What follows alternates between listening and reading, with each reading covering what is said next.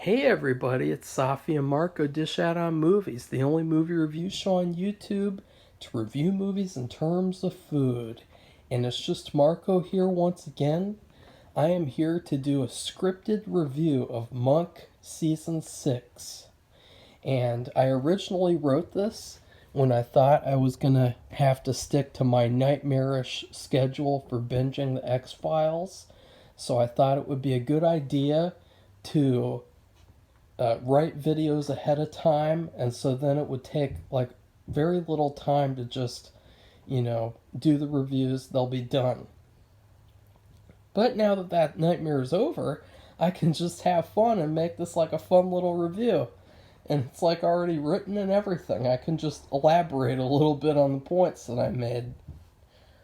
So I'm here to review Monk Season 6, and it started off very mixed. But it became the best season since seasons 2 or 3. There are a consistent number of good episodes that I rewatch again, and I'm reminded of why I like Monk in the first place. The past few seasons have done all they could to make him irritating and unlikable, such as I can't remember which episode, but there was this one episode where Monk basically admits that he never had sex with his wife. And I thought that was the most embarrassing fact of information about the character in history. And I thought, that is something that if I were the creators, I would take that out in 2 seconds because that was really, really bad looking on him. I mean, that is just, ugh. And so I hated that.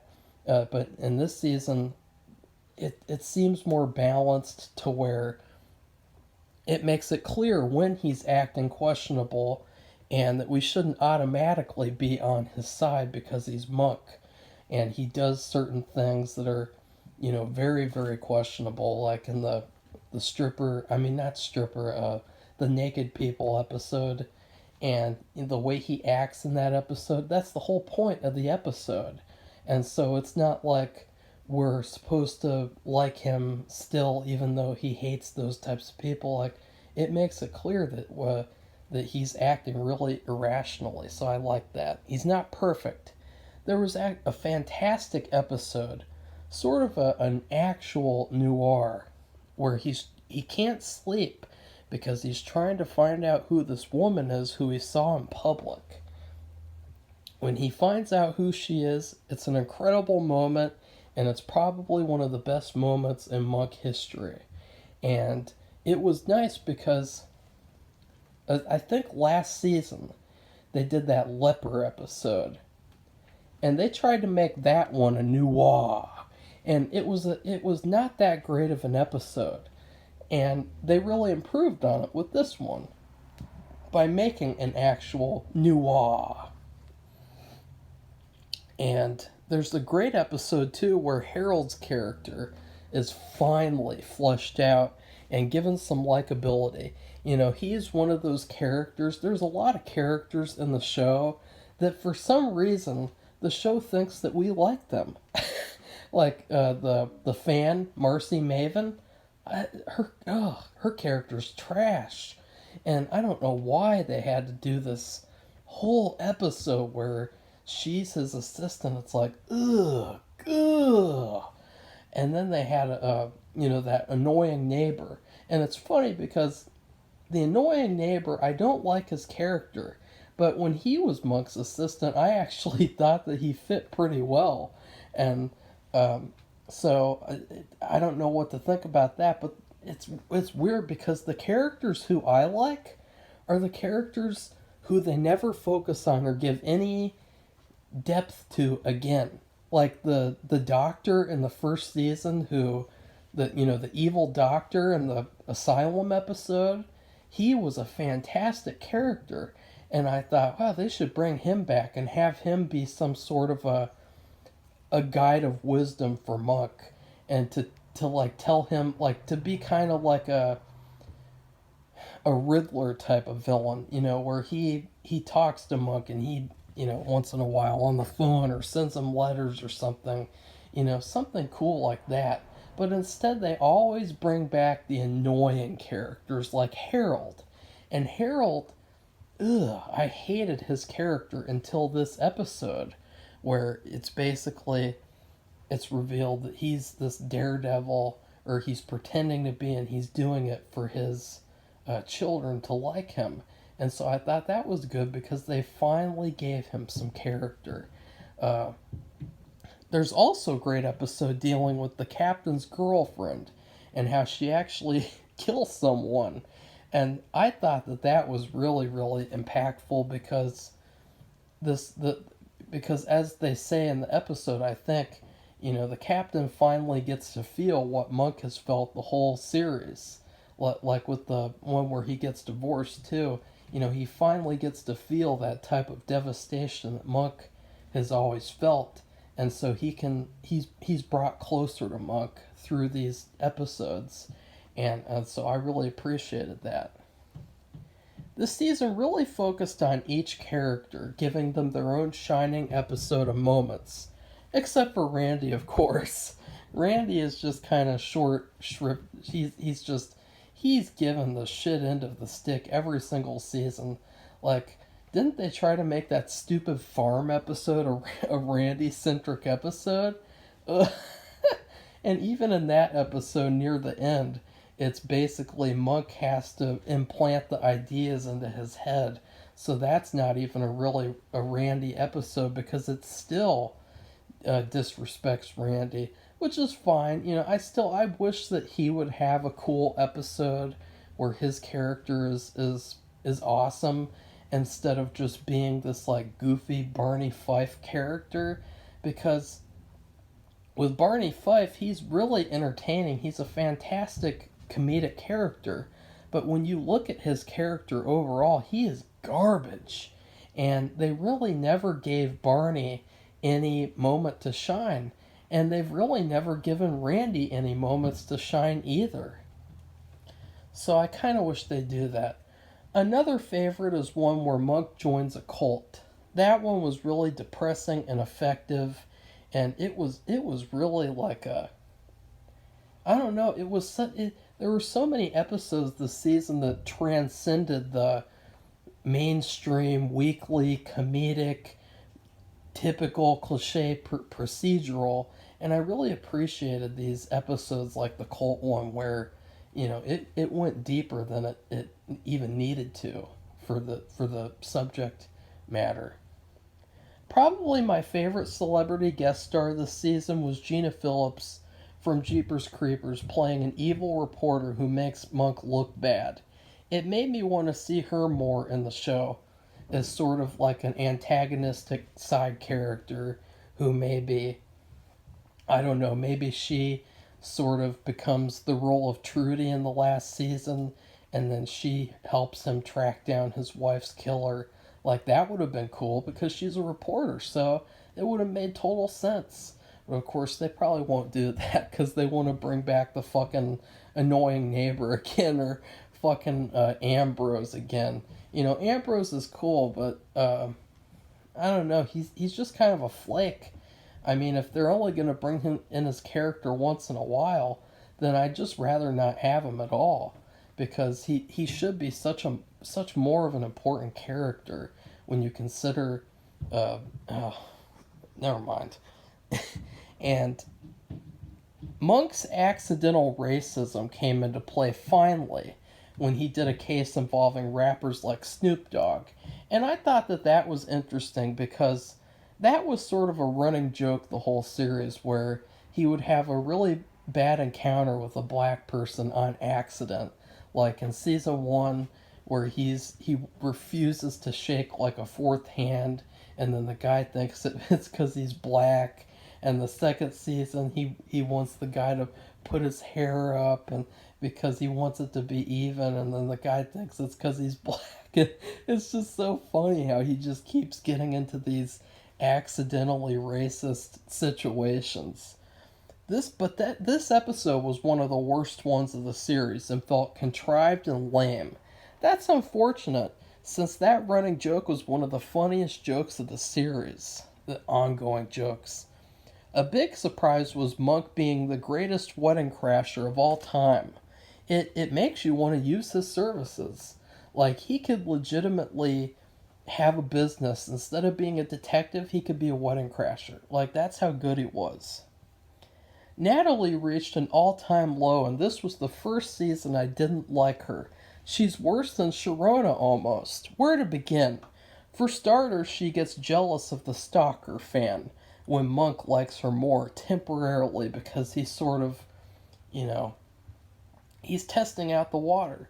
That was ridiculous since if she knew he would realize she was a terrible assistant, she never should have gotten mad in the first place. And if the shitty "It's a jackal out there" theme song was shitty and wasn't shitty enough, we had to suffer through a Snoop Dogg rendition of "It's a jackal out there." And oh, that's probably even worse than the regular version. That's probably one of the worst themes I've ever heard. It did not fit at all, and it made me cringe. Then Natalie actually forces Monk, her boss, to have the sex talk with her daughter. Although it did lead to one of the funniest scene in the episode.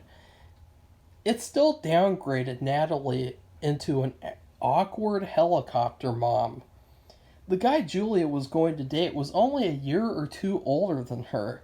Natalie's overreaction to that was realistic for, a lot of women, but a disappointment in her character.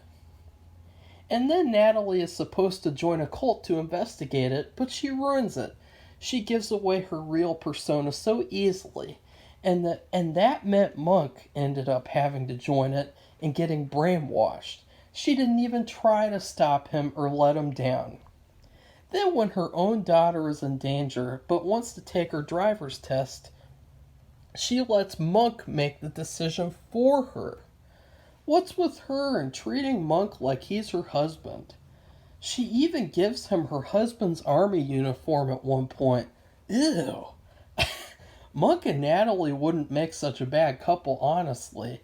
Better than Monk and Jam from The Office, or Natalie and the Leper, or fucking Sharona and then her ex-husband in that one shitty episode.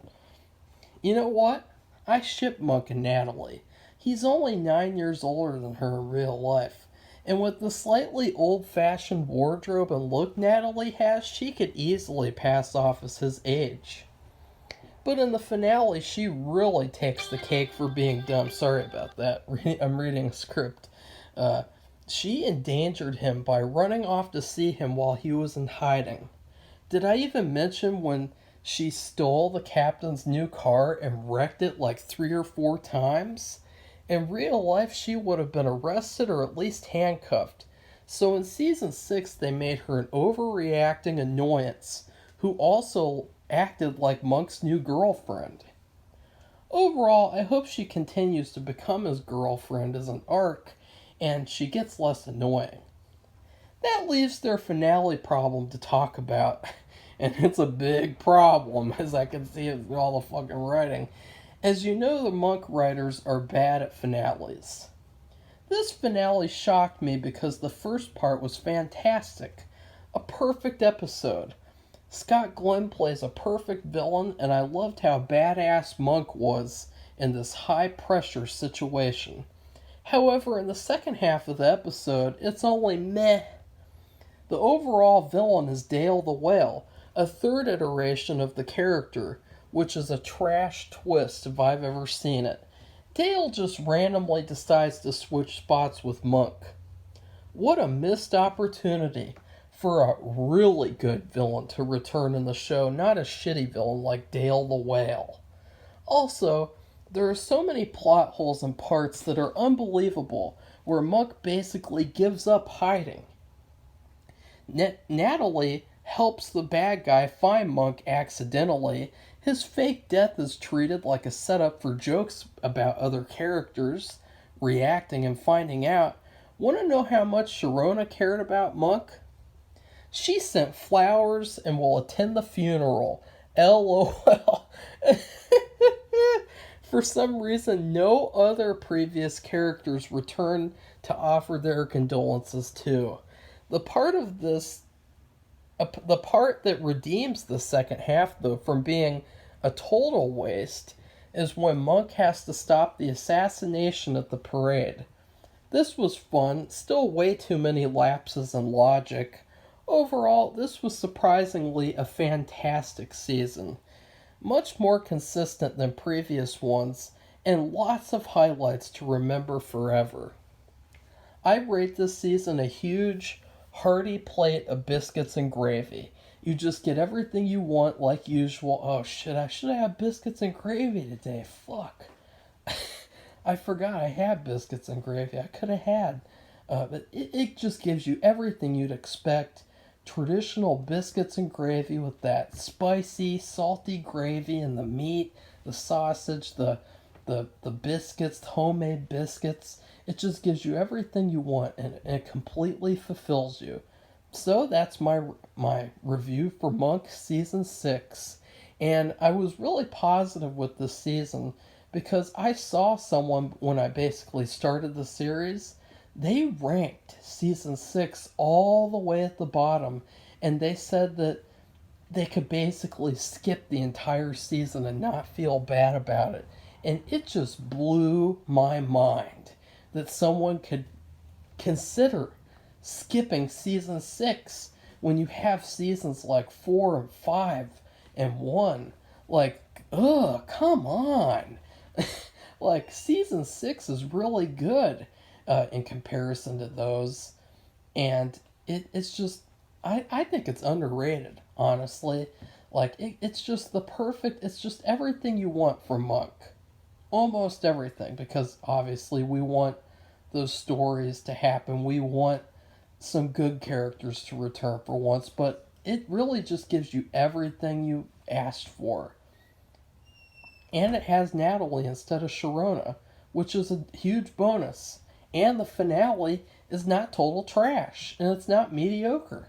So there's really nothing to complain about except for that stupid rapper episode with Snoop Dogg. Ugh, that episode was really lame, and I was really excited to watch it too. I was expecting a lot more, and I was expecting it to be a lot funnier, but it was really, really lame. And so, all in all, I never say that on this channel. Please like this video, comment, tell me what you thought about Monk Season 6, because I know there has to be some Monk fans out there. Maybe they're just too afraid to touch the keyboard because it'll take them like a million years to type, like Monk took a million years to type. And then please subscribe to this channel if you want to see my reviews of Season 7, 8, and my top 10 best and worst episodes. Goodbye, everybody. See you soon.